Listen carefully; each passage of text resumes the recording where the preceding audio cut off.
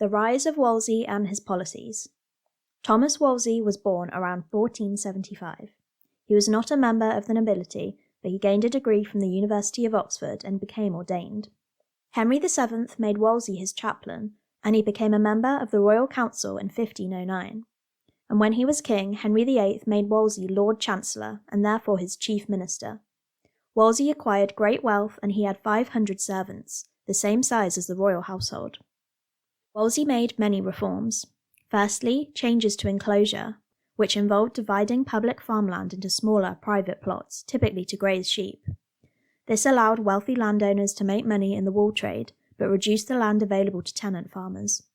In 1517, Wolsey launched an inquiry to investigate enclosure, which resulted in 260 court cases against landowners.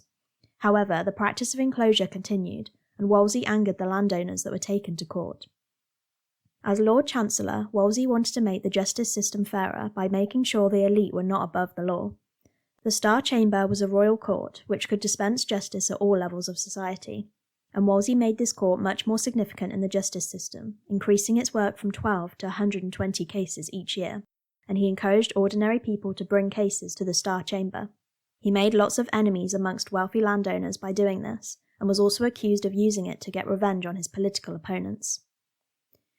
Wolsey also wanted to reform the tax system to levy more tax for the king, as Henry's annual income was insufficient to pay for his wars. Wolsey based tax on income and reassessed the valuations. This was called a subsidy. This did increase Henry's income, but it was not enough for his wars, and the increased taxes were unpopular.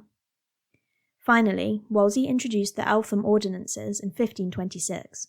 These were a list of rules to make the court more efficient, such as reducing the number of gentlemen in the Privy Council from 12 to 6, and firing people in unnecessary jobs. This also helped Wolsey remove his political opponents. However, these reforms were unsuccessful because once he had achieved this, he gave up on the rest of the reforms.